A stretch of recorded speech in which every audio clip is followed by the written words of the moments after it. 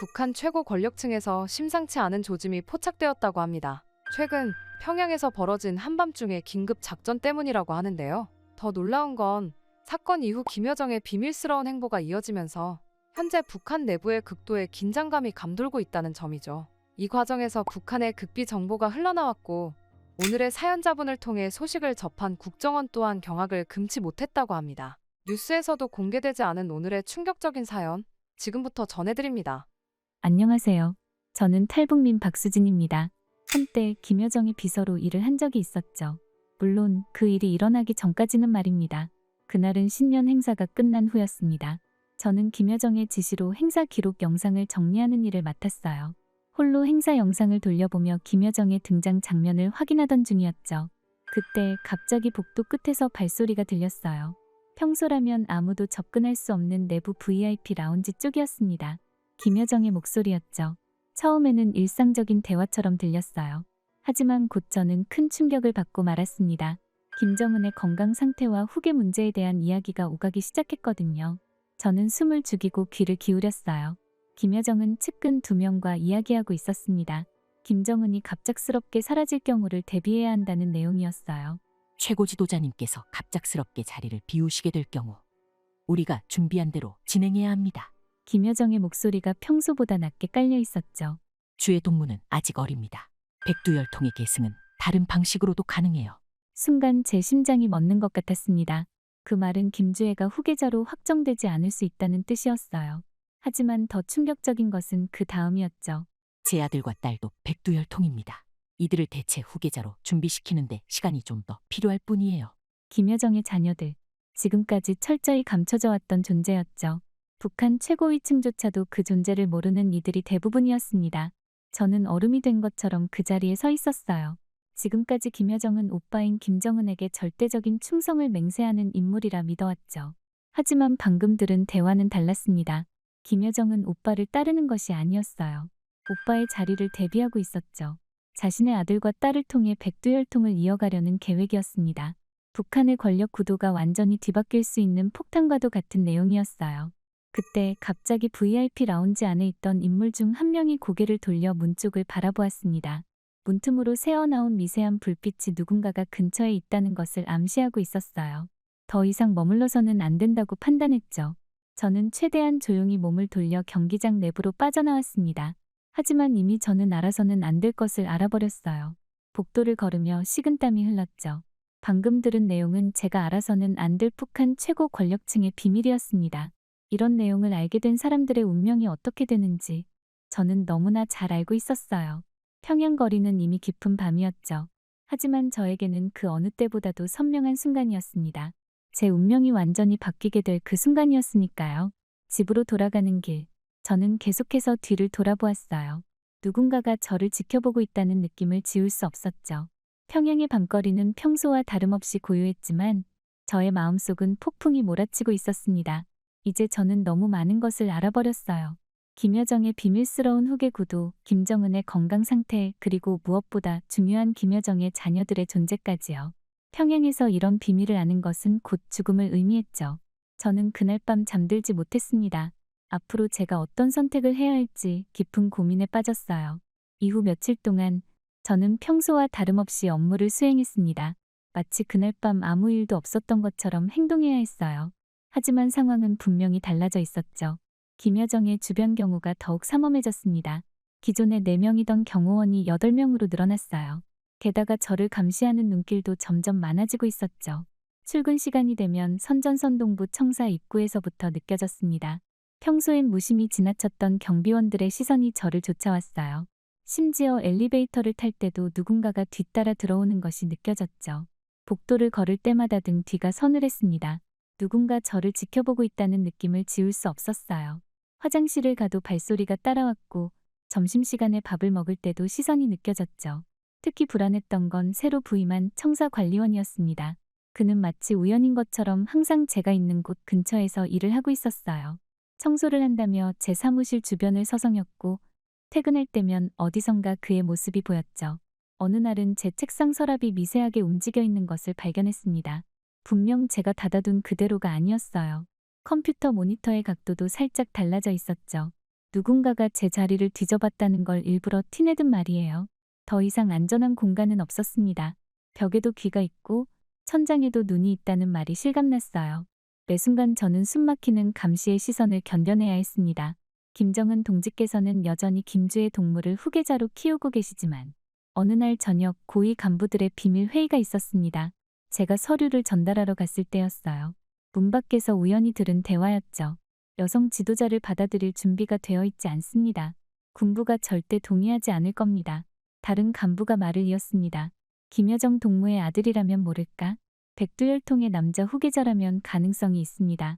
저는 그 자리에 얼어붙은 채 서 있었어요.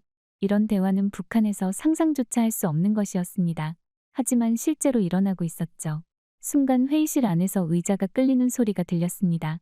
누군가가 문 쪽으로 걸어오고 있었어요. 저는 급히 복도 구석에 청소도구함 뒤로 몸을 숨겼죠. 심장이 터질 것만 같았습니다. 회의실 문이 열렸고 한 간부가 밖으로 나왔어요. 그는 주변을 둘러보더니 휴대전화를 꺼내 들었습니다. 제가 숨어있는 방향에서 불과 몇 걸음 떨어진 곳이었죠. 네, 지금 논의 중입니다. 군부의 입장은 그의 목소리가 점점 제가 있는 쪽으로 다가왔어요. 저는 숨조차 쉴 수 없었습니다. 발각되는 순간 제 운명이 어떻게 될지 너무나 뻔했으니까요. 다행히 다른 간부가 그를 다시 회의실로 불렀고 저는 그 틈을 타 재빨리 그곳을 빠져나올 수 있었습니다. 하지만 제 머릿속에는 방금 들은 대화가 계속해서 맴돌았어요. 이제 저는 너무 많은 것을 알아버린 것이었습니다. 상황은 점점 더 복잡해지고 있었어요. 김여정이 자신의 아들을 밀어붙일 가능성이 점점 커지고 있다는 것을 느낄 수 있었습니다. 매일 아침 간부회의에서 김여정의 발언권은 더욱 강해졌죠. 이런 상황들을 지켜보면서 저는 깨달았습니다. 북한은 단순한 독재국가가 아니었어요. 김씨 왕조 내부에서도 치열한 생존 경쟁이 벌어지고 있었죠.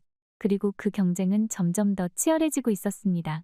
저는 알게 된 사실들을 가슴속에 묻어두어야 했어요. 누구에게도 말할 수 없는 이야기였죠. 사소한 말 한마디가 목숨을 앗아갈 수 있는 곳이 평양이었으니까요. 매일 밤 잠들기 전 떠올렸습니다. 김씨 일가의 비밀을 알게 된 사람들의 운명을요. 그들 중 안전하게 살아남은 사람은 단 한 명도 없었어요. 어떤 이는 갑자기 시골로 자천되었다가 사라졌고 또 어떤 이는 의문의 사고로 목숨을 잃었죠. 이제 저도 그들과 같은 운명이 될 수 있었습니다. 아니, 어쩌면 이미 그 과정이 시작되었을지도 몰랐어요. 복도에서 마주치는 동료들의 표정이 달라진 것을 보면 더욱 그렇게 느껴졌죠. 평양의 밤거리를 걸으며 생각했습니다. 겉으로는 평화로워 보이는 이 도시가 실제로는 얼마나 위험한 곳인지를요. 화려한 불빛 아래 감춰진 권력의 암투가 저를 집어삼킬지도 모른다는 공포가 엄습했어요. 하지만 저는 계속해서 평소와 다름없이 행동해야 했습니다. 그것만이 살아남을 수 있는 유일한 방법이었으니까요. 그러나 김씨 일가의 비밀을 알고 있는 한 제 생명은 언제나 위험할 수밖에 없었죠. 며칠 후 김여정의 비서실에 폭풍이 몰아쳤습니다. 숙청이 시작된 거예요. 처음에는 조용했습니다. 김씨 일가의 내부 정보를 알고 있던 몇몇 고위 간부들이 하나둘 자취를 감추기 시작했어요. 마치 안개 속으로 사라지듯이요. 가장 먼저 리정민 부장이 사라졌습니다. 20년 넘게 비서실의 기밀 문서를 관리해온 인물이었죠. 그의 자리는 하루아침에 비어버렸어요. 공식적으로는 지방 전출이라고 했습니다. 이어서 제가 오랫동안 알고 지낸 동료 김성철 과장도 감쪽같이 사라졌어요. 평소 김여정의 일정을 관리하던 인물이었죠. 모두 자연스러운 인사 이동처럼 보였습니다. 하지만 저는 알고 있었어요. 평양에서 이렇게 사라진 사람이 다시 나타나는 경우는 거의 없었으니까요. 어느 순간부터 저도 감시를 받고 있다는 걸 느꼈습니다. 처음에는 미묘한 변화였어요. 복도에서 마주치는 동료들의 눈빛이 달라졌고 식당에서는 아무도 제 옆자리에 앉으려 하지 않았죠. 결정적인 순간이 찾아왔습니다. 하루는 집으로 돌아가던 길이었어요. 검은 승용차 한 대가 저를 미행하고 있었습니다. 번호판은 가려져 있었죠. 방향을 틀어 다른 길로 가봤어요. 하지만 검은 차는 계속해서 저를 따라왔습니다.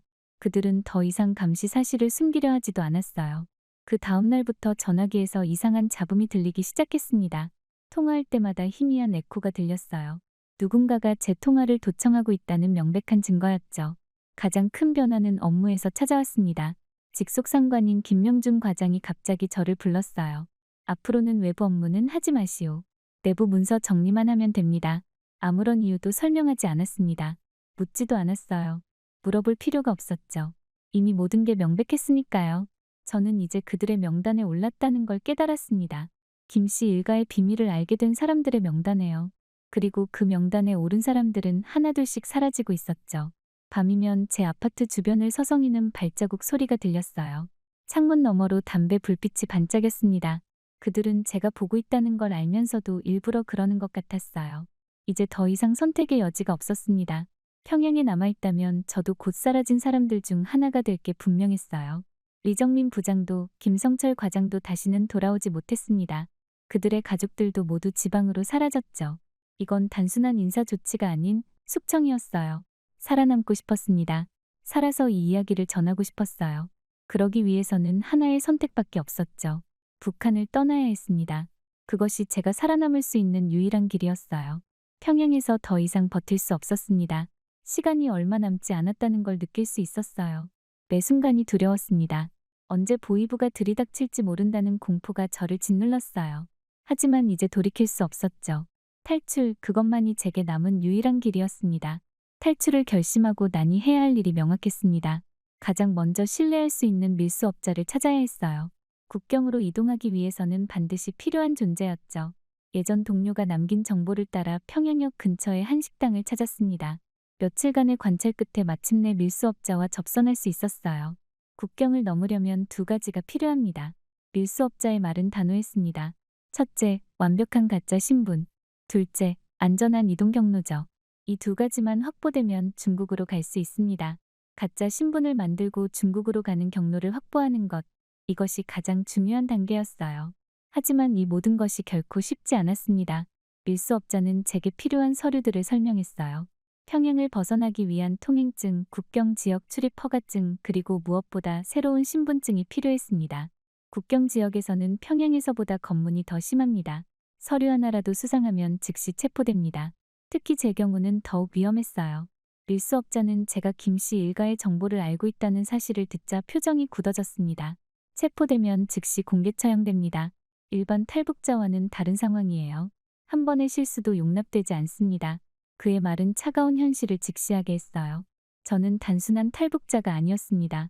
김씨 일가의 가장 은밀한 비밀을 알고 있는 사람이었죠. 준비에는 최소 보름이 필요하다고 했습니다. 그동안 저는 평소와 다름없이 행동해야 했어요. 조금이라도 수상한 행동을 보이면 보위부의 감시가 더욱 심해질 테니까요. 가장 어려운 건 돈을 마련하는 일이었습니다. 국경을 넘기 위해서는 어마어마한 액수가 필요했어요. 제가 가진 모든 재산을 처분해야 했죠. 집도 팔아야 했습니다. 하지만 갑자기 매물로 내놓을 순 없었어요. 의심을 살 수 있었죠. 대신 친척에게 급한 사정이 생겼다는 핑계를 대기로 했습니다. 은행 계좌도 조금씩 정리했어요. 한꺼번에 큰 금액을 인출하면 보위부에 즉시 보고될 테니까요. 매일 조금씩 자연스럽게 돈을 빼내야 했습니다. 그러는 동안에도 감시의 눈초리는 계속됐어요. 출근할 때마다 누군가가 저를 미행하고 있다는 걸 느낄 수 있었습니다. 전화도 도청되고 있었죠. 이제 준비를 시작해야 했습니다. 시간은 촉박했지만 완벽하게 계획해야 했어요. 하나라도 잘못되면 돌이킬 수 없는 결과를 맞게 될 테니까요. 며칠 밤을 새워 탈출 경로를 외웠습니다. 평양에서 국경까지 가는 길, 검문소의 위치, 은신처의 주소까지 모든 것을 머릿속에 새겨야 했어요. 매일 밤 창밖을 바라보며 생각했습니다. 평양의 불빛 너머에 있을 자유를 상상하며 또 한편으로는 실패했을 때 맞이할 운명을 떠올리며 두려움에 떨었어요. 하지만 이미 돌아갈 수는 없었습니다. 이제 제게 남은 길은 하나뿐이었어요. 모든 것을 걸고 탈출을 감행하는 것. 그것이 제가 살아남을 수 있는 유일한 방법이었습니다. 모든 준비가 끝나가던 때였습니다. 제가 만난 밀수업자는 겉으로 보기에 완벽한 사람 같았어요. 고향이 회령이라고 했고 10년 넘게 이 일을 해왔다고 했습니다. 처음에는 그를 온전히 신뢰했어요. 그의 설명은 구체적이었고 논리적이었습니다. 국경 경비대의 순찰 시간까지 정확히 알고 있었죠. 그가 건네준 가짜 신분증도 진짜와 구분하기 힘들 정도로 정교했어요. 심지어 그는 제 상황을 이해하는 것 같았습니다. 김씨 일가의 비밀을 알게 된 사람의 위험한 처지에 대해서도 잘 알고 있었어요. 그래서 더욱 조심스럽게 계획을 세우는 것처럼 보였죠. 매일 새로운 탈출 경로를 알려주었습니다. 이동 수단도 계속 바꾸면서 보위부의 감시를 피하는 것처럼 보였어요. 그의 치밀함에 오히려 안심이 되기도 했죠. 하지만 시간이 지날수록 이상한 점들이 눈에 띄기 시작했습니다. 그는 자주 자리를 비웠어요. 통화할 때면 반드시 멀리 떨어져서 목소리를 낮추곤 했죠. 만날 때마다 장소가 바뀌는 것도 수상했습니다. 처음에는 안전을 위해서라고 생각했어요. 하지만 어느 순간부터 그 장소들이 보이부 초소 근처라는 걸 깨달았죠. 그러던 어느 날이었습니다. 우연히 그의 전화 통화를 엿듣게 됐어요. 순간 온몸이 얼어붙었습니다. 그가 쓰는 은어와 말투가 보이부의 것과 똑같았어요. 대상은 현재 감시하에 있습니다. 네, 예정대로 진행하겠습니다. 저는 오랫동안 김여정의 비서실에서 일하며 보이부 요원들을 수없이 만나왔습니다. 그들만의 독특한 말투와 은어를 너무나 잘 알고 있었어요. 그리고 밀수업자의 말투는 정확히 그것과 일치했죠. 순간 모든 것이 명확해졌습니다. 그는 보이부와 내통하고 있었어요. 아니, 어쩌면 처음부터 보이부 요원이었을지도 모릅니다. 그가 국경경비대의 순찰 시간을 그토록 정확히 알고 있었던 이유, 계속해서 만남의 장소를 바꾼 이유가 이제야 이해됐죠. 하지만 이미 너무 늦었어요. 제 모든 정보는 그에게 넘어간 상태였습니다. 제가 알고 있는 김여정의 비밀, 후계 구도에 대한 정보, 심지어 제가 연락했던 모든 사람들의 명단까지. 도망치려 했지만 그것도 불가능했습니다. 이미 제 주변은 보이부 요원들로 포위되어 있었어요. 낯선 사람들이 24시간 제 집 주변을 감시하고 있다는 게 느껴졌죠. 괜히 수상한 행동을 했다가는 그 자리에서 체포될 수도 있었습니다. 저는 아무것도 모르는 척 평소처럼 행동해야만 했어요. 하지만 매 순간이 지옥 같았죠. 가장 끔찍했던 건 제가 건넨 돈이었습니다. 탈북 비용이라며 제 전 재산을 밀수업자에게 맡겼어요. 집을 팔고 모든 저금을 빼서 만든 돈이었죠. 이제 제게는 돌아갈 곳도 다시 시작할 수단도 없었습니다. 그는 마지막 순간까지도 완벽한 연기를 이어갔어요. 마치 정말 저를 돕고 있는 것처럼 행동했죠. 하지만 이제 저는 알고 있었습니다. 그의 친절한 미소 뒤에 숨겨진 차가운 배신을요. 절망감이 밀려왔습니다. 이렇게 허무하게 모든 것이 끝나는 건가 싶었어요. 마지막 탈출 기회마저 보이부의 함정이었다는 사실이 저를 무겁게 짓눌렀죠. 하지만 더 이상 돌이킬 수 없었어요. 이미 저는 탈북을 시도한 죄인이었고 김씨 일가의 비밀을 알고 있는 위험인물이었습니다. 체포되면 즉시 공개 처형될 게 분명했어요. 밤이 되자 밀수업자는 마지막 지시를 내렸습니다.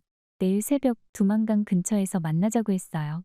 그의 말투는 여전히 친절했지만 이제는 그 말 속에 숨겨진 함정이 보였습니다.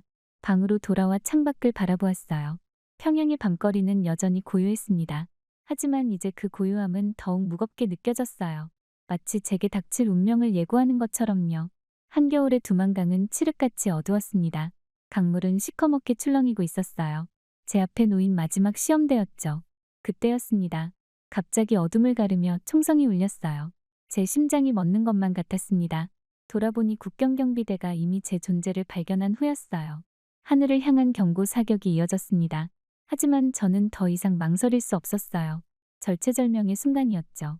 강물 속으로 뛰어들었습니다. 얼음장 같은 물이 온몸을 덮쳤어요. 순간 숨이 멎는 것 같았습니다. 영하의 날씨의 강물은 제 몸을 칼날처럼 파고들었죠. 이제 경고 사격이 아닌 실탄이 날아왔어요. 제 주변으로 물보라가 튀어올랐습니다. 총알이 스치고 지나가는 소리가 귓가에 들렸죠. 마지막 경고다. 돌아오지 않으면 사살하겠다.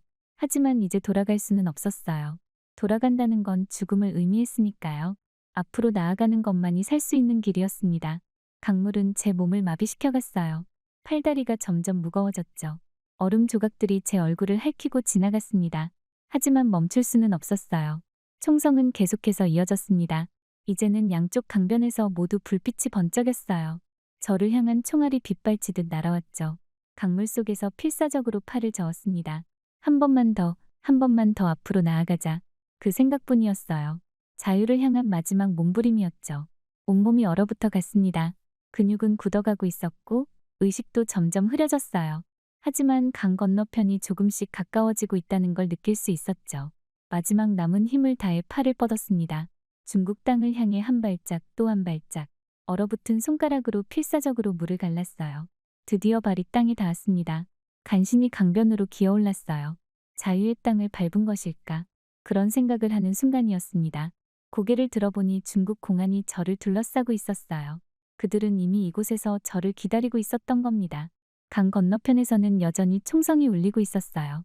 하지만 이제 그건 저를 향한 게 아니었습니다. 제 귀에는 들리지도 않았죠. 온몸이 얼어붙어 있었지만 이상하게도 마음은 차분했어요. 이제 북한으로 돌아갈 일은 없다는 걸 알았으니까요. 중국 공안의 손이 제 어깨를 잡았습니다.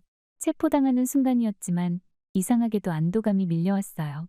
최소한 살아남을 수 있다는 희망 그것만으로도 충분했습니다. 중국 공안에게 체포된 순간 저는 이제 모든 게 끝이라고 생각했습니다. 공안들은 북송 절차를 진행하기 시작했어요. 저같이 김씨 일가의 비밀을 알고 있는 사람이 북송된다면 처형은 피할 수 없을 거라는 걸 알고 있었죠. 구치소에서 하루하루가 지났습니다. 북송이 결정되면 바로 북한으로 이송될 거라는 이야기가 들려왔어요. 그때 뜻밖의 구원의 손길이 찾아왔습니다. 교도관 중 한 명이 조선족 브로커였어요. 그는 제게 은밀히 탈출 계획을 알려주었습니다. 북한에서 온 사람들을 돕는 것이 자신의 사명이라고 했죠. 브로커의 도움으로 구치소를 빠져나왔습니다. 그리고 곧바로 베이징으로 향했어요. 한국 대사관까지 가는 길은 숨막히는 긴장의 연속이었죠. 대사관 주변은 삼엄한 경비가 펼쳐져 있었습니다. 하지만 브로커는 완벽한 계획을 세워두었어요. 대사관 직원들의 출근 시간에 맞춰 담을 넘을 수 있었죠. 이제야 안전하다는 생각에 눈물이 났어요. 한 달 동안 대사관에서 기본적인 조사를 받았습니다. 드디어 한국행 비행기에 올랐어요. 인천공항에 도착하자마자 국정원으로 이송됐습니다. 그곳에서 본격적인 조사가 시작됐죠. 국정원의 조사는 철저했습니다. 제가 정말 김여정의 비서실에서 일했는지 확인하는 과정이었어요. 북한의 고위층에 대해 제가 알고 있는 모든 정보를 확인했죠. 매일 같은 질문이 반복됐습니다. 다른 조사관이 같은 질문을 다르게 하기도 했어요. 제 진술의 일관성을 확인하는 과정이었죠. 한 달이 넘는 조사를 마치고 하나원으로 이송됐습니다. 이곳에서 저는 처음으로 자유를 배우기 시작했어요. 북한에서의 생활과는 완전히 다른 세상이 펼쳐졌죠. 하나원에서의 교육은 체계적이었습니다. 대한민국의 역사와 문화, 민주주의의 기본 개념, 자본주의 경제 체제에 의해 모든 것이 새로웠어요. 자유민주주의 국가의 시민이 된다는 것이 무엇인지 배웠습니다. 투표권의 의미, 언론의 자유, 개인의 권리. 북한에서는 상상도 할 수 없었던 개념들이었어요. 실제 생활에 필요한 기술도 배웠습니다. 은행 계좌 개설하는 법, 지하철 타는 법, 핸드폰 사용법까지. 처음에는 모든 게 낯설고 어려웠지만 하나씩 익혀갔어요. 특히 충격적이었던 건 인터넷의 자유였습니다. 북한에서는 접근조차 할 수 없었던 세상이 컴퓨터 한 대로 다 열려 있었어요. 정보의 바닷속에서 저는 새로운 세상을 발견했죠. 하나원의 교육은 철저했습니다. 취업 교육, 진로 상담, 심리 치료까지.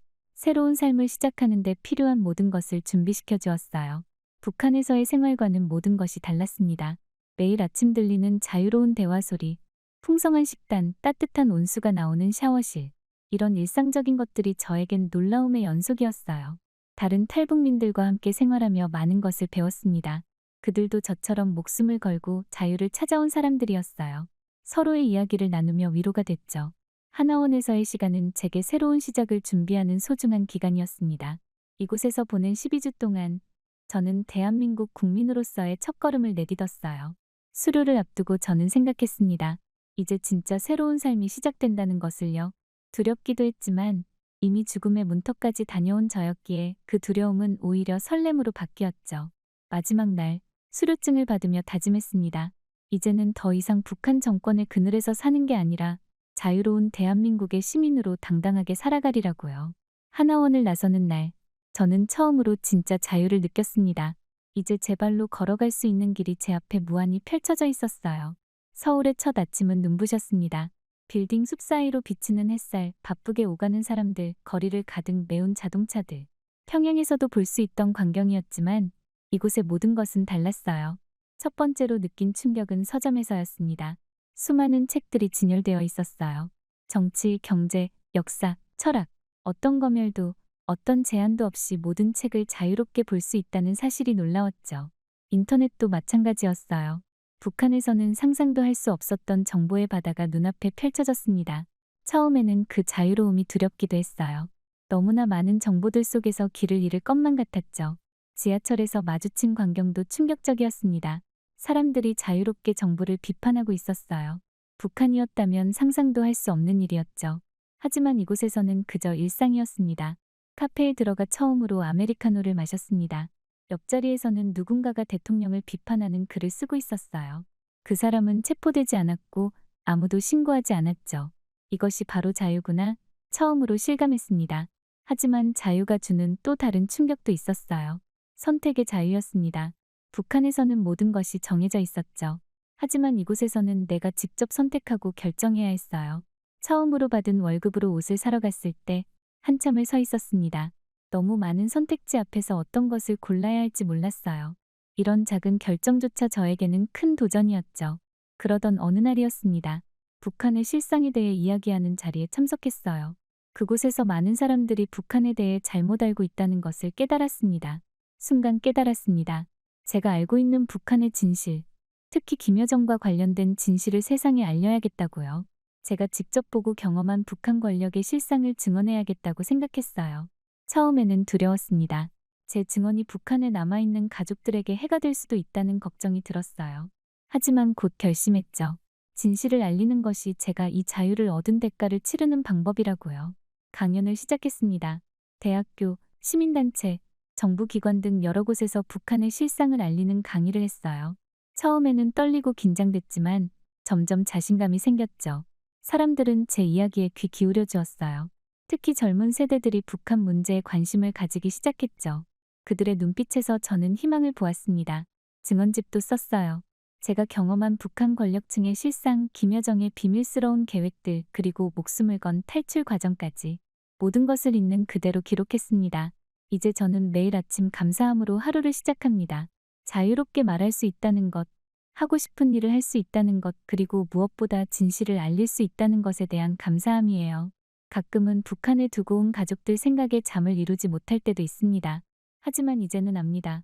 제가 하는 이 일들이 언젠가는 북한의 변화를 가져올 수 있다는 것을요. 치유의 과정은 아직도 진행 중입니다. 트라우마는 쉽게 사라지지 않아요. 하지만 이제는 두렵지 않습니다. 제 곁에는 같은 아픔을 이해하는 사람들이 있고 진실을 알리려는 제 노력을 지지해주는 이들이 있으니까요. 자유는 책임도 따른다는 것을 배웠습니다. 그래서 더욱 신중하게 그리고 더욱 담대하게 진실을 알리려 노력하고 있어요. 이것이 제가 찾은 삶의 의미이고 새로운 시작입니다. 북한의 한 가정집, 자매가 서로를 부둥켜 안고 눈물을 흘리고 있습니다. 동생이 나체 상태로 온몸을 벌벌 떨자 언니가 꽉 안아주고 있는 모습이 보이는데요. 이후 언니는 동생 없이 홀로 위험천만한 탈북을 감행하게 되고 한국에 도착해 한 장면을 보고는 오열을 했다고 합니다. 대체 이들에게는 무슨 일이 있었던 걸까요? 안녕하세요. 저는 북한에서 평범한 여대생으로 지내던 현소진이라고 합니다. 아니, 평범이라는 단어는 빼야 할지도 모르겠네요. 지금은 남한에서 소소하게 살아가고 있지만 북한에서 그런 삶을 산다는 것은 불가능했으니까요. 해가 지면 평양은 마치 죽은 도시처럼 변했습니다. 남한과 달리 전기가 부족했기에 밤이 되면 도시 전체가 칠흑 같은 어둠에 잠겼죠. 그만큼 소문도 무성했어요. 사라진 여자들의 이야기, 쉬쉬하며 덮어진 성폭력의 이야기들이 말이죠. 북한에서 여성을 향한 폭력은 일상이었고 피해자들은 그저 숨죽여 우는 것 말고는 할 수 있는 것이 없었으니까요. 피임이나 여성의 권리 같은 건 상상조차 할 수 없는 곳, 그게 바로 북한이었죠.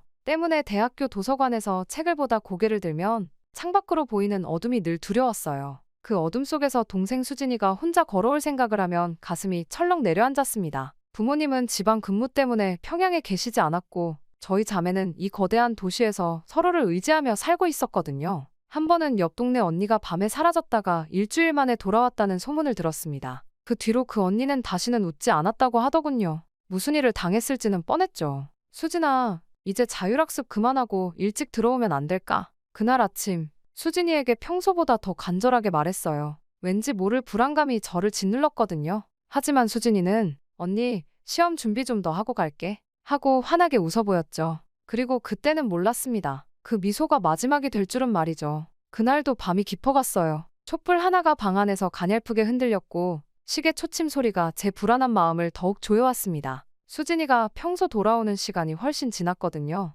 아무래도 마중을 나가보아야겠다는 생각에 저는 옷을 입기 시작했습니다. 이 정도로 늦는 것은 처음이었기 때문이죠. 그때였습니다. 현관문 밖에서 발소리가 무겁게 끌리듯 이어졌고 현관 앞에서 한참을 머뭇거리는 듯한 소리가 들려왔어요. 이후 심장이 터질 것 같은 긴장감 속에서 문이 열렸고 차가운 바람과 함께 수진이가 들어왔어요. 그리고 순간 저는 얼어붙고 말았습니다. 문이 열렸을 때 보인 수진이의 모습은 평소 반듯하게 메어두던 검은 리본은 사라졌고 단정하던 교복은 군데군데 찢어져 흑범벅이 되어 있었어요. 교복 치마의 엽서는 완전히 터져 있었고 하얀 블라우스에는 시커먼 손자국이 찍혀 있었어요. 게다가 수진이의 목덜미에는 시뻘건 상처가 나 있었고 입술은 터져 있었죠. 무엇보다 치마 밑쪽으로 피가 흐르고 있었어요. 하지만 그 중에서도 가장 끔찍한 건 수진이의 눈빛이었어요. 언제나 반짝이던 그 눈동자는 이제 생기를 잃은 채 허공만 바라보고 있었습니다. 수진아, 저는 떨리는 목소리로 간신히 이름을 불러보았지만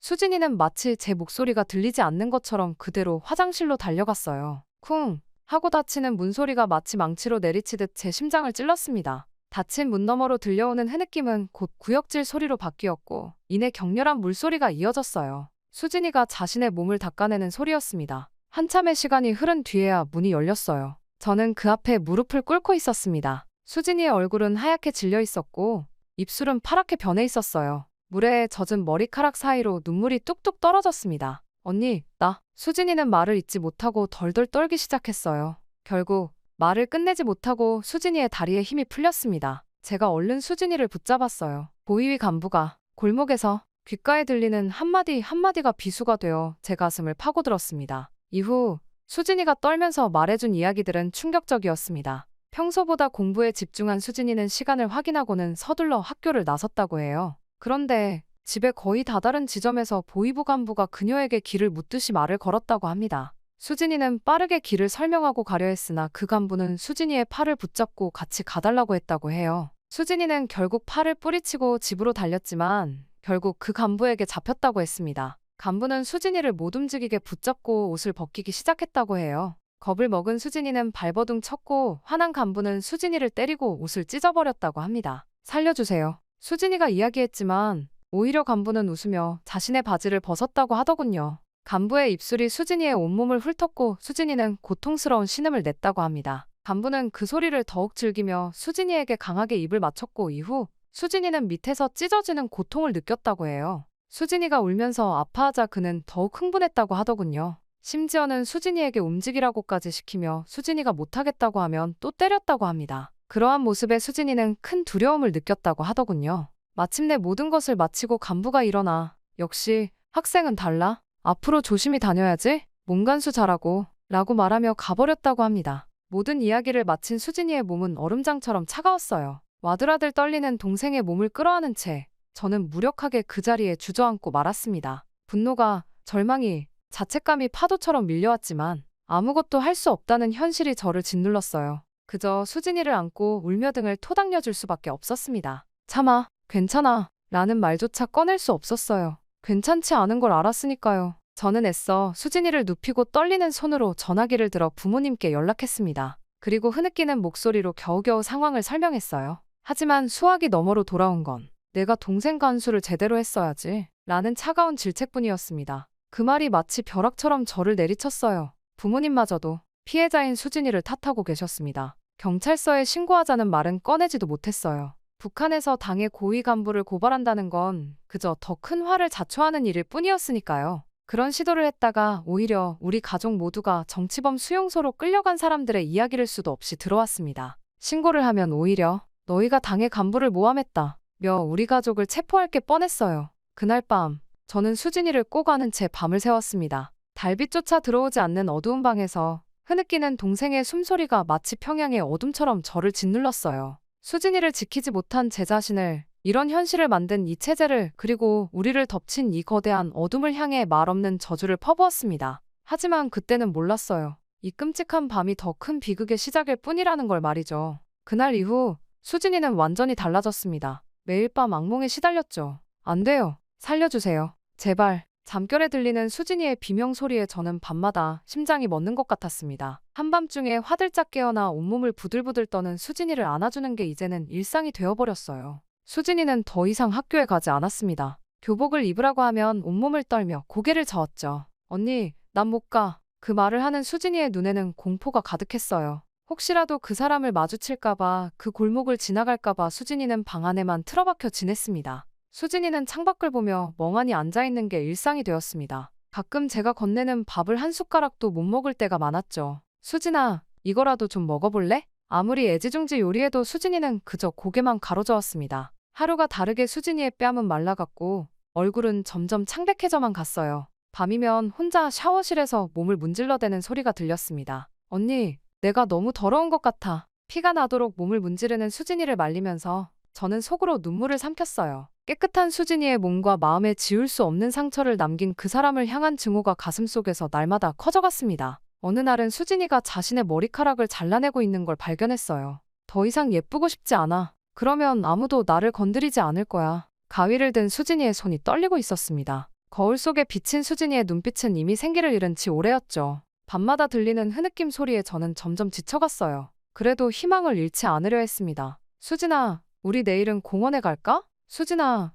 내가 좋아하는 만두 만들어줄게. 하지만 수진이의 대답은 언제나 침묵뿐이었죠. 그러던 어느 날 아침, 평소처럼 수진이를 깨우러 방에 들어갔는데 침대가 비어 있었습니다. 수진아? 불안한 마음에 화장실 문을 두드렸죠. 대답이 없었어요. 다시 한 번 불렀지만 여전히 침묵. 떨리는 손으로 문을 열었을 때 제 눈앞에 펼쳐진 광경은 차가운 바닥에 쓰러져 있는 수진이었어요. 피가 섞인 하얀 거품이 입가에 흘러내려 있었습니다. 손에는 쥐어진 농약병이 보였죠. 수진아, 수진아. 저는 필사적으로 수진이를 흔들어 보았지만 이미 차갑게 식어버린 몸만이 흔들릴 뿐이었죠. 옆에는 편지 한 장이 놓여 있었어요. 사랑하는 언니에게. 미안해. 너무 힘들어. 매일 밤 그 사람이 꿈에 나타나. 잠들 때마다, 눈을 뜰 때마다, 숨 쉴 때마다 그날의 기억이 나를 놓아주지 않아. 언니가 얼마나 나를 위해 애써주었는지 알아. 하지만 이제는 버틸 수가 없어. 더 이상 언니에게 짐이 되고 싶지 않아. 이기적인 동생을 용서해줘. 그리고 고마워, 언니.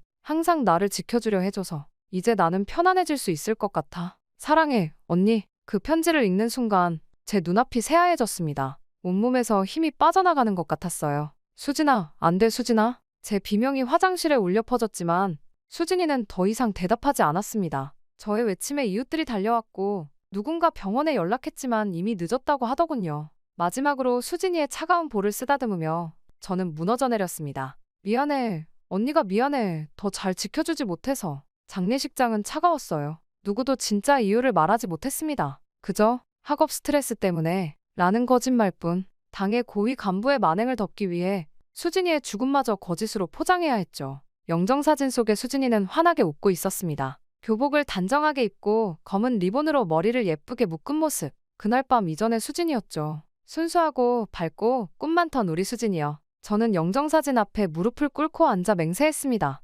수진아, 내가 당한 일을 절대 잊지 않을게. 반드시 이 진실을 세상에 알릴 거야. 그래서 더 이상 너 같은 피해자가 없게 할게. 언니가 꼭 약속할게. 장례를 마치고 집으로 돌아온 날, 수진이의 방을 정리하면서 발견한 일기장을 펼쳐보았습니다. 그 안에는 수진이의 꿈들이 가득했어요. 의사가 되고 싶다던 수진이, 자유롭게 여행을 하고 싶다던 수진이. 그 모든 꿈들이 이제는 영원히 이룰 수 없는 것이 되어버렸어요. 이제는 한밤중에 문득 수진이를 부르다 흐느끼게 됩니다. 텅 빈 방에는 수진이의 흔적만이 남아있었어요. 책상 위에 놓인 교과서들, 벽에 걸린 교복, 침대 위에 인형. 모든 것이 수진이를 추억하게 만들었죠. 그렇게 수진이의 장례식이 끝난 지 일주일 후 대학교로 돌아갔습니다. 평소처럼 진행되는 수업들, 무심하게 지나가는 시간들. 하지만 제 마음속에는 이미 돌이킬 수 없는 결심이 자리 잡고 있었죠. 그때였습니다. 연구실 게시판에 붙은 공고를 발견했어요. 중국 베이징 대학교 학술교류 프로그램 연구원 모집. 순간 머릿속에 번개가 친 것 같았습니다.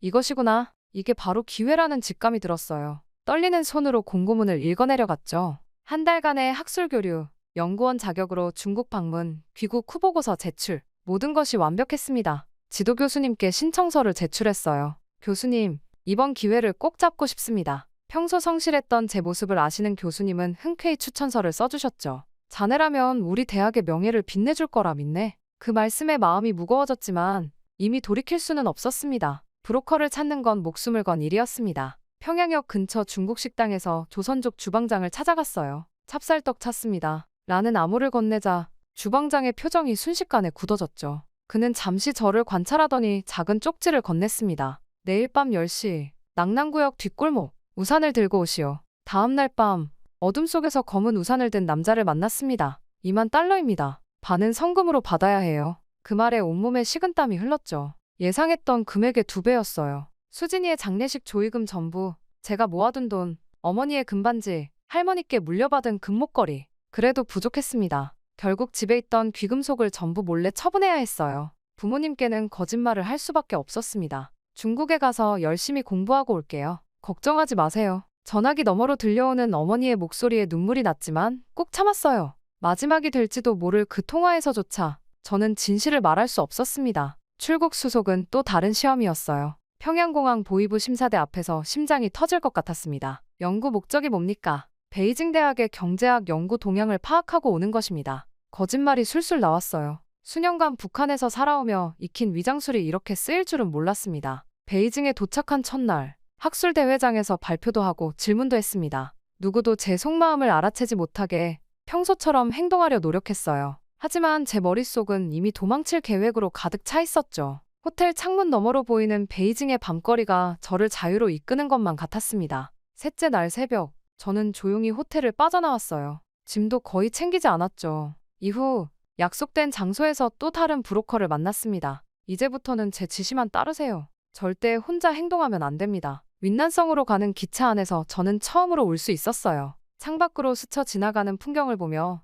수진이를 생각했습니다. 수진아, 언니가 꼭 너의 이야기를 전할게. 그러니 이번엔 내가 날 지켜줘. 기차는 점점 남쪽으로 자유를 향해 달려갔습니다. 이후 라오스 국경을 넘기 전날 밤은 정말 무서웠어요. 작은 여관방에 숨어서 내일 일어날 일들을 상상하며 잠을 이룰 수가 없었습니다. 붙잡히면 북한으로 강제 송환되고 정치범 수용소행이라는 걸 알았죠. 하지만 이상하게도 두렵지만은 않았어요. 수진이가 겪었을 공포에 비하면 이 정도는 견딜 수 있을 것 같았거든요. 그리고 드디어 새벽녘 브로커가 깨웠습니다. 30분 안에 국경을 넘어야 해요. 순찰 교대 시간입니다. 어둠 속에서 우리는 험한 산길을 따라 이동했죠. 가파른 산비탈을 기어오르고 수풀을 헤치며 나아갔습니다. 숨소리도 내지 못한 채 국경 수비대의 발소리에 숨죽이며 몇 시간을 걸었어요. 드디어 라오스 땅을 밟는 순간 다리에 힘이 풀렸습니다. 하지만 멈출 순간이 아니었어요. 곧바로 기다리고 있던 차에 올라탔고 우리는 어둠 속으로 사라졌습니다.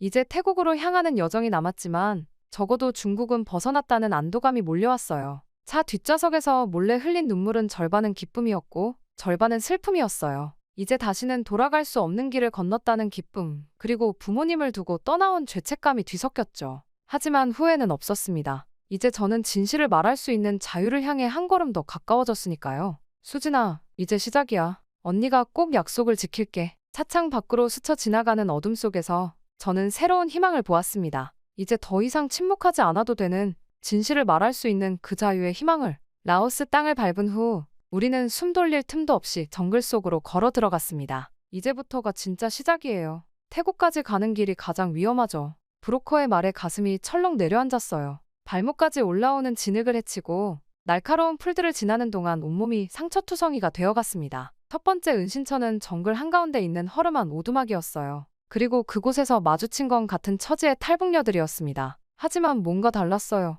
그들의 공허한 눈빛, 수상한 문신을 한 남자들과 주고받는 시선, 잠든 척하며 엿들은 대화에 온몸이 굳어버렸습니다. 북한 여자 하나 더 왔네. 이번엔 얼마에 넘길 거야? 이곳은 인신매매 소굴이었어요. 그날 밤, 저는 도망치기로 결심했습니다. 다들 잠든 틈을 타 살금살금 빠져나왔어요. 달빛 하나 없는 깜깜한 정글 속으로 방향도 모르는 채 무작정 걸었습니다. 발밑에서 뱀이 스쳐 지나가도 머리 위로 독거미가 떨어져도 그저 앞만 보고 걸었어요. 수진이를 떠올리며 한 걸음 또 한 걸음. 날이 밝아올 무렵 마을 하나를 발견했습니다. 하지만 그건 또 다른 시련의 시작이었어요. 마을 사람들의 신고로 경찰이 들이닥쳤고 저는 다시 정글로 도망쳐야 했습니다. 며칠 동안 먹지도 못하고 쫓기는 신세가 됐어요. 밤에는 나뭇가지 위에서 잠을 청했죠. 어느 날은 갑자기 쏟아진 폭우로 불어난 강물에 휩쓸릴 뻔했어요. 간신히 나뭇가지를 붙잡아 목숨을 건졌지만 그동안 조심스레 지켜온 수진이의 사진이 물에 젖고 말았습니다.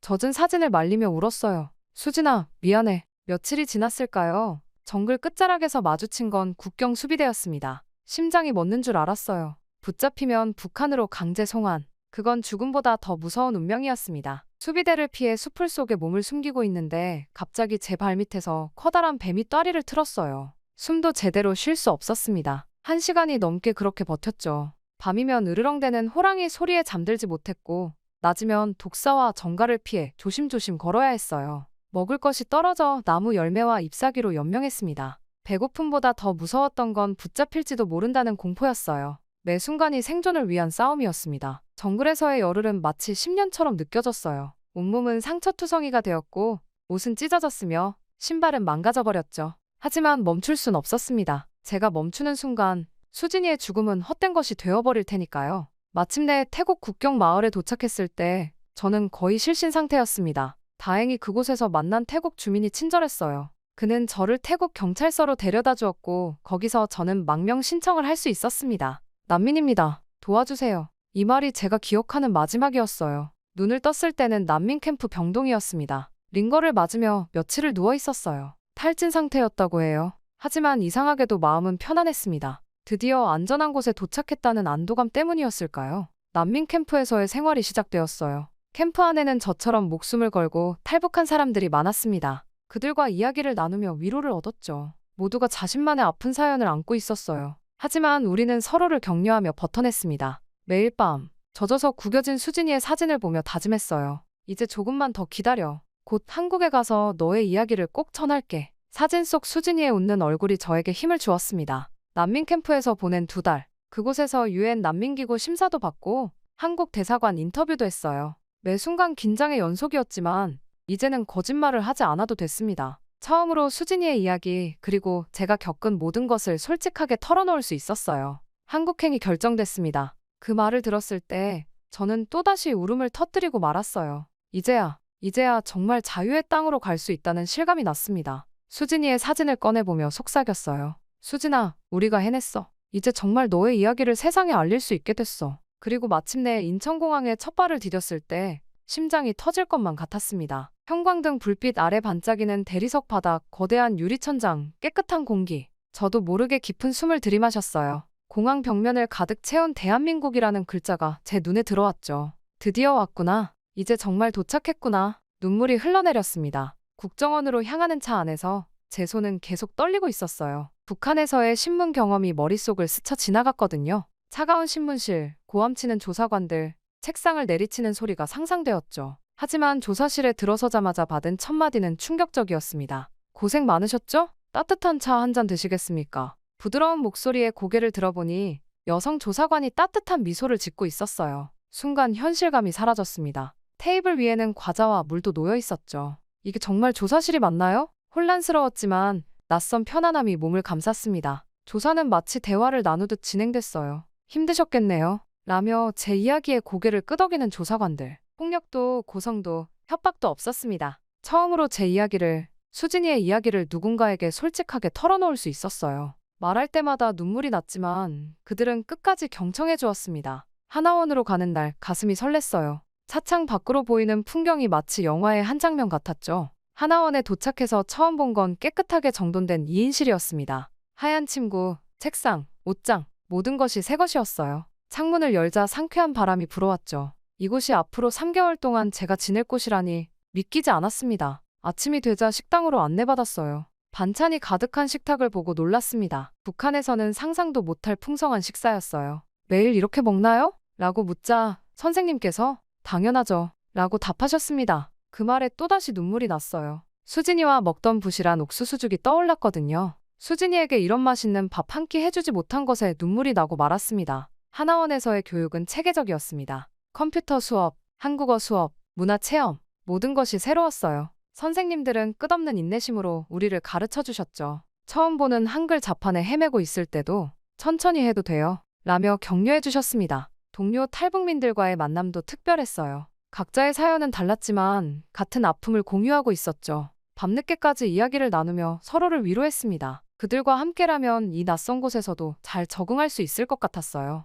건강검진은 또 다른 충격이었습니다. 하얀 가운을 입은 의사 선생님들, 깨끗한 병원, 최신식 의료기기들. 북한에서는 꿈도 꿀 수 없었던 모습이었어요. 혹시 아프신 데가 있으세요? 라고 물어보는 의사 선생님의 친절한 목소리에 마음이 따뜻해졌습니다. 그리고 마침내 하나원 생활을 마치고 받은 주민등록증. 그 작은 카드 한 장이 저를 울렸어요. 제 이름 옆에 쓰여있는 대한민국이라는 글자가 그토록 값지게 느껴질 줄은 몰랐습니다. 수진이의 사진을 꺼내보며 속삭였어요. 이제 정말 시작이야. 언니가 꼭 너의 이야기를 전할게. 그렇게 주민등록증을 품에 안고 하나원을 나서던 날, 서울행 버스 안에서 저는 계속 창밖을 응시했습니다. 모든 것이 새롭고 낯설었어요. 첫 목적지는 정부에서 제공한 임대 아파트였죠. 작은 원룸이었지만 제 생애 처음으로 나만의 공간이란 게 생겼다는 사실에 가슴이 벅찼습니다. 짐을 풀고 창가에 섰는데 문득 하늘이 보였어요. 평양에서는 늘 어둡고 침침했던 하늘인데 이곳의 하늘은 맑고 푸르렀습니다.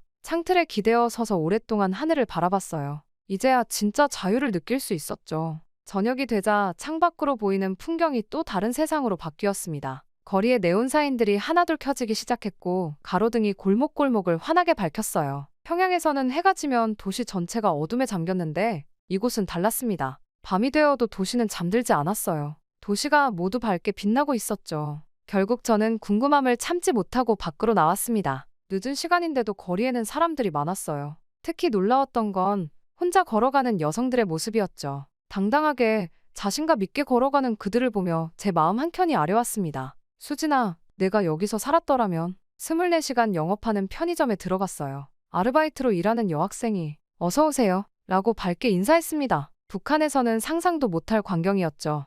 여성이, 그것도 어린 여학생이 밤늦게 혼자 일한다니. 물건을 고르면서도 자꾸 그 모습이 신기해 눈길이 갔습니다. 길을 걷다 보니 카페가 나왔어요. 늦은 시간인데도 불이 환했죠. 안을 들여다보니 노트북 앞에 앉아 공부하는 학생들이 보였습니다. 대부분이 여학생들이었어요. 그들은 아무런 두려움 없이 밤늦게까지 공부하고 있었죠. 북한에서는 상상조차 할 수 없는 모습이었습니다. 그리고 며칠 후 저는 강남역 근처 한 식당에서 주방 보조로 일을 시작했어요.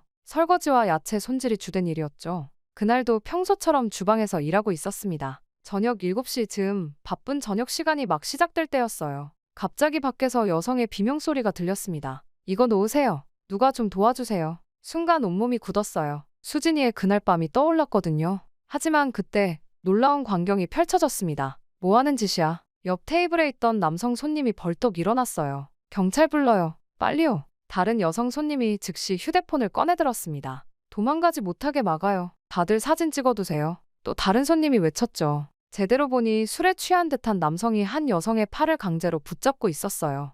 여성의 얼굴은 공포로 가득했죠. 하지만 주변 손님들이 순식간에 모여들었습니다. 남성들은 가해자를 에워쌌고 여성들은 피해자를 보호하며 안전한 곳으로 데려갔어요. 가게 매니저가 피해자에게 물을 가져다 주었고 다른 직원은 담요를 가져왔어요. 주변의 따뜻한 시선과 보호 속에 피해자는 조금씩 안정을 찾아갔습니다. 이후 불과 5분도 지나지 않아 경찰차 사이렌 소리가 들렸어요. 제가 놀란 건 그때부터였습니다. 차에서 내린 건 여성 경찰관들이었어요. 검은색 제복을 입은 그들의 눈빛은 날카로웠고 행동은 전문적이었습니다. 체계적인 현장 조사가 시작됐어요. 한 여성 경찰관은 피해자와 떨어진 공간에서 조심스럽게 이야기를 들었고 다른 경찰관은 목격자들의 진술을 녹취했습니다. 가해자는 수갑이 채워진 채 경찰차에 올랐어요. 경찰관들은 피해자에게 받을 수 있는 모든 지원을 설명해 주었어요. 법적 절차부터 심리 상담까지 그들의 목소리에는 진심 어린 걱정과 전문가다운 냉철함이 담겨 있었습니다. 그날 밤 퇴근길,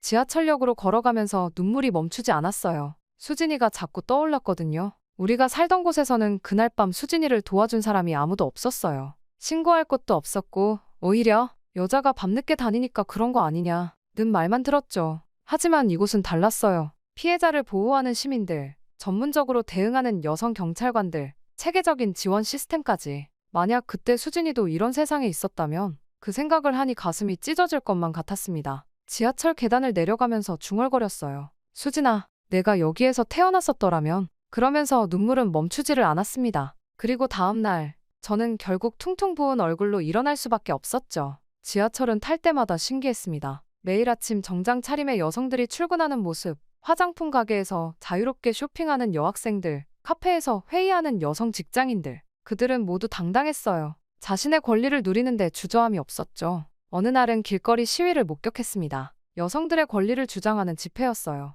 그들은 당당하게 목소리를 높이고 있었죠. 경찰은 그들의 안전을 지키고 있었고 시민들은 응원의 박수를 보냈습니다. 북한에서는 상상도 할 수 없는 광경이었어요. 길을 걷다가 우연히 여성 청소년 센터를 발견했습니다. 문을 열고 들어가 보니 따뜻한 미소로 맞아주는 상담사가 있었어요. 어떤 도움이 필요하세요? 라는 질문에 저도 모르게 눈물이 났습니다. 이런 곳이 있었다면 수진이도 도움을 받을 수 있었을 텐데. 서울의 밤거리를 걸으며 자주 생각했어요. 수진이가 이곳에서 그랬다면 동생은 지금쯤 대학생이 되어 있었겠죠. 친구들과 카페에서 수다를 떨고 늦은 밤 도서관에서 공부하고 아르바이트도 하면서 자신의 꿈을 키워나갔을 거예요. 그러던 어느 날 저는 한강공원을 찾았습니다. 해가 저물어가는 시간, 강변을 따라 조깅하는 여성들, 자전거를 타는 사람들, 돗자리에 앉아 치맥을 즐기는 젊은이들. 그들의 얼굴에는 평화로움이 가득했어요. 강물에 비치는 도시의 불빛을 보며 중얼거렸습니다. 수진아, 내가 살았어야 할 세상이 바로 여기였구나. 이렇게 자유롭고 안전하고 빛나는 곳. 너도 이런 삶을 살 자격이 있었는데. 밤하늘에 떠있는 별들을 바라보며 마음속으로 다짐했어요. 이곳에서 보고 느끼는 모든 것들을 언젠가는 꼭 북한의 여성들에게 알려주겠다고. 그들에게도 이런 자유와 권리가 있다는 것을, 이런 삶을 살 자격이 있다는 것을. 그리고 그것이 바로 수진이가 제게 마지막으로 남긴 사명이란 걸 깨달았습니다. 한강에서의 그날 밤 이후 저는 결심했습니다. 더 이상 수진이의 이야기를 혼자만의 아픔으로 간직하지 않기로요. 처음엔 두려웠어요. 수진이의 마지막 순간을 다시 떠올리는 것조차 힘들었으니까요. 하지만 이제는 달랐습니다. 그 이야기가 세상에 알려져야 할 진실이란 걸 깨달았거든요. 첫 인터뷰는 한 여성 월간지와 했습니다. 북한 여성의 인권 실태를 고발합니다. 라는 제목의 기사였어요. 취재 당일 기자를 만나기 전까지 몇 번이나 망설였죠. 하지만 수진이의 사진을 보는 순간 용기가 났습니다. 저희 동생은 17살이었어요. 떨리는 목소리로 이야기를 시작했습니다. 그날 밤의 일, 수진이가 겪은 폭력, 신고조차 할 수 없었던 현실, 결국 스스로 목숨을 끊을 수밖에 없었던 동생의 마지막 선택까지. 말할 때마다 눈물이 흘렀지만 멈추지 않았어요. 하지만 단순히 이야기를 전하는 것만으로는 부족하다는 생각이 들었어요. 더 전문적으로 공부해야겠다고 마음먹었죠. 서울의 한 대학교 법학과에 지원했습니다. 면접에서 교수님이 물으셨어요. 왜 법학을 공부하고 싶으신가요? 북한의 여성들에게 희망이 되고 싶습니다. 우리에게도 권리가 있다는 걸, 법으로 보호받을 수 있다는 걸 알려주고 싶어요. 제 동생처럼 쓰러져가는 생명들을 막고 싶습니다. 합격 통지를 받던 날, 저는 또다시 울었어요. 하지만 이번엔 기쁨의 눈물이었습니다. 수진아, 이제 언니가 제대로 공부할 수 있게 됐어. 너를 지키지 못했던 내가 다른 누군가는 꼭 지킬 수 있도록. 대학 생활은 쉽지 않았어요. 나이도 다른 아이들에 비해 많았고 북한에서의 교육과는 너무 달랐죠. 하지만 포기하지 않았습니다. 밤늦게까지 도서관에서 공부했어요. 인권법, 국제법, 여성 관련법 하나하나 배워가는 과정이 소중했습니다. 2학년 때는 탈북여성인권센터에 인턴으로 일하기 시작했어요. 그곳에서 저와 비슷한 아픔을 가진 많은 여성들을 만났습니다. 그들의 이야기를 들으며 깨달았어요. 수진이의 이야기가 결코 특별한 게 아니었다는 걸. 그래서 더욱 목소리를 내야 했습니다. 인권 관련 세미나나 포럼이 있으면 적극적으로 참여했어요. 처음에는 청중석에 앉아있던 제가 어느새 단상에 서서 발표를 하게 됐죠. 북한 여성의 인권 실태와 개선 방안, 이란 주제로 첫 발표를 했던 날 떨리는 마음으로 수진이의 사진을 슬라이드에 올렸습니다. 이 소녀의 이름은 수진입니다. 제 동생이에요. 그리고 오늘 이 자리에 계신 모든 분들께 부탁드립니다. 수진이와 같은 운명을 가진 북한의 여성들을 기억해주세요. 그들에게도 우리와 같은 권리가 있다는 걸 잊지 말아주세요. 발표가 끝나고 많은 분들이 다가와 주셨어요. 함께 하고 싶다고, 도움이 되고 싶다고 말씀해 주셨죠. 그렇게 저는 조금씩 네트워크를 넓혀갔습니다. 국내외 인권단체들과 연대하고 정책 제안도 하고 상담 활동도 했어요. 3학년이 되자 제 활동은 더 바빠졌습니다. 탈북 여성들을 위한 쉼터를 만드는 프로젝트에 참여하게 됐어요. 밤늦게까지 회의하고 주말에도 현장을 뛰어다녔죠. 힘들 때도 있었지만 한 명의 생명이라도 더 구할 수 있다면 그 모든 게 의미 있다고 생각했습니다. 쉼터가 문을 연 날 첫 입소자를 맞이했어요. 그녀의 눈빛이 수진이와 너무 비슷했습니다. 불안하고 두렵고 하지만 그 속에 작은 희망을 품고 있는. 걱정하지 마세요. 이제 안전해요. 우리가 함께 할게요. 그렇게 말해주며 그녀를 안아주었죠. 졸업을 앞둔 지금 저는 인권 변호사가 되기 위한 준비를 하고 있습니다. 법학전문대학원 진학이 목표예요. 더 전문적인 지식과 경험을 쌓아서 실질적인 도움을 줄 수 있는 사람이 되고 싶습니다. 지금도 저는 매일 밤 수진이의 사진을 봅니다. 더 이상 예전처럼 눈물만 흘리지는 않아요. 대신 더 단단한 마음으로 다짐해요. 수진아, 내가 그렇게 꿈꾸던 세상을 만들어갈게. 너의 희생이 헛되지 않도록 끝까지 싸울게. 이제 내가 너처럼 고통받는 이들의 희망이 될 거야. 매일 아침 눈을 뜰 때마다 생각합니다. 오늘도 어딘가에서 수진이처럼 고통받고 있을 누군가를 위해 내가 할 수 있는 일이 무엇일까? 그리고 저녁이 되면 되돌아봐요. 오늘 하루 내가 누군가의 삶에 작은 변화라도 만들어냈는지. 이제 저는 압니다. 수진이의 죽음이 끝이 아니었다는 걸. 그건 새로운 시작이었어요. 더 나은 세상을 만들어가는 긴 여정의 시작. 그리고 저는 그 길을 끝까지 걸어갈 겁니다. 수진이의 이름으로, 그리고 모든 북한 여성들의 이름으로 말이죠. 저의 이야기는 이제 시작입니다. 또 다른 수진이가 나오지 않도록, 북한의 다른 여성 동포들이 더 이상 이런 일을 겪지 않도록 저는 계속해서 나아갈 겁니다. 저희는 모두 소중한 존재이고 이런 일이 더 이상은 일어나선 안 되니까요. 부디 저의 앞날을 응원해 주시길 바랍니다. 지금까지 저희 이야기를 들어주셔서 감사합니다.